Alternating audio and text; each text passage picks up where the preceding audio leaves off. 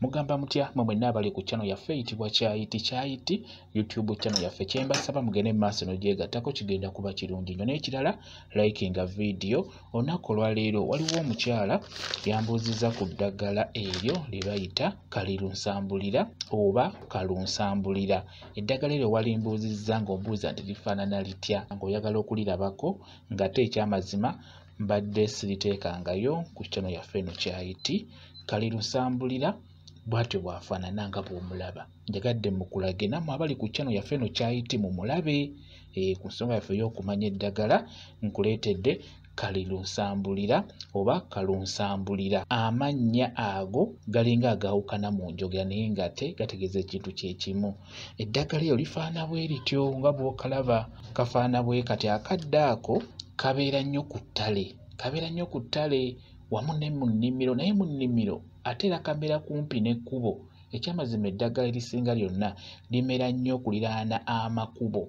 Kati ako nakajjayo era naawe osobola okajjayo ku ttale n'okasimba ewaka. Omanyi Kalirusambulira oyo ekyamazima kale eyo terabikalabika.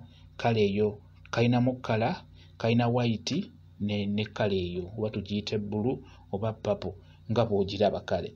Kati n'olwekyo eyo gye njagadde okulaga kuba nungi nnyo okubeera ng'ogikozesa okubeera nga wejjanjaba. Kalunsambulira oyo ajjanjabira ddala endwadde eziwererako ddala nnyo, mulungi nnyo okubeera ng'omukozesa. Gw'abadde amumbuuza ng'obuuza tomanyi waafaanana ng'oyagala kumulabako, bw'atyo bwafaanana.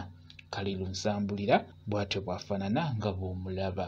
Kye nsobola okubuulirako ggwe yamubuuza obadde mukyala. Kalirusambulira oyo yeetaaga kumukozesa ng'omwegendereza, olina okubeera ng'omanyi ki ky'ogenda okukozesa olw'ensonga nti ali mu ddagala eryo ly'otalina kunywa mu mbeera ez'enjawulo. Okugeza omukyala bw'obeera ng'oli lubuto toteekeddwa kunywa ddagala eryo. Olina dyesonyiwa tolinywa ng'oli lubuto. Ekirala ng'oyonsa era toteekeddwa kulinywa ng'oli mu kuyonsa. Olw'ensonga nti Kalirusambulira oyo kummwe abakyala mulungi nnyo singa obeera nga olumizibwa ng'oli mu nsonga. Eddagala eryo ly'obeera ofunye naye obeera osobola omumuteekamu bulungi nnyo. Mutokosa nga bw'olaba kati awo yo omutokosezza ate nga mulungi nnyo ku nsonga eyo ey'okufuluma. ng'obadde tofuluma bulungi osobola omutokosaako n'obeera ng'onywako ekitonotono. Era munywera mu kipimo, si kotomira bukotomizi nedda. Omutokosa nga bw'olaba n'oteekako mu kakopo akatono oba akakopo kano akasanikira ku fulasika n'okakomya makkati n'obeera ng'onywako, abeera ajja kukuyamba bulungi nnyo obeere ng'ofuluma bulungi. Timbadde mufumbako mbeere nga nywako era munyweddeko. Ekirala era mulungi nnyo singa obeera olina omuntu wo nga puleesa emusumbuwa, sukaali amusumbuwa, asobola okukafumbako n'abeera ng'anywako era akanywera mu kipimo, tanywa mungi. Mwabalina amabwaga gagaanye okuwona ng'ekyamazima olina ebbwa ng'ebbwa likufuukidde ebbwa nga ligaanye okuwona liringa erivunda n'okuvunda.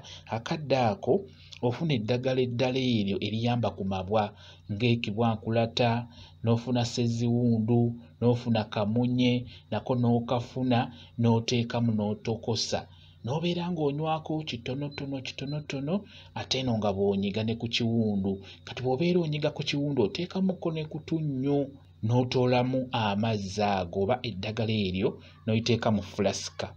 Kati bino ebisigaddemu tonyezaamu otunnyu, zzaako ku kyoto katono, beera ng'onyiga ku kiwundu. Nyiga ku kiwundu kigenda kubeera nga kikala bulungi nnyo. Olina kirongoose bulungi, okyozeeko bulungi buli ku makya. Kati beera ng'okozesa eddagala eryo ng'okyoza. Ekiwundu ekyo kijja kuwona bulungi nnyo. Ne wano mu kweyoteza osobola okukateekamu naddala nga ennyindo zo zizibikira, ng'olina ekifuba ekizibikira ekyo. Kati eddagala ly'obeera onoonyezza okwagala okubeera nga weeyoteza, okugeza ng'olumbugu, ekifumufumu, onoonya ebintu eby'enjawulo ebyo, ebintu by'omuyembe ebya ovakkedo, eby'enjawulo ebyo nako osobola okukateekamu n'obeera ng'oyiwa mu bbaafu n'obeera nga weeyoteza, omukka gubeere nga gukuyingira. Gwazibikira ennyindo zijja kuta bulungi nnyo. Ndwadde nnyingi ze kajjanjaba. Katukome ku ezo. Mwebale kubeera ku channel yaffe eyitibwa Kyayiti YouTube channel yaffe. Kyembasaba mugende mu maaso n'ogyegattako, kigenda kuba kirungi nnyo. N'ekirala likinga video mbeere bulungi, mweraba.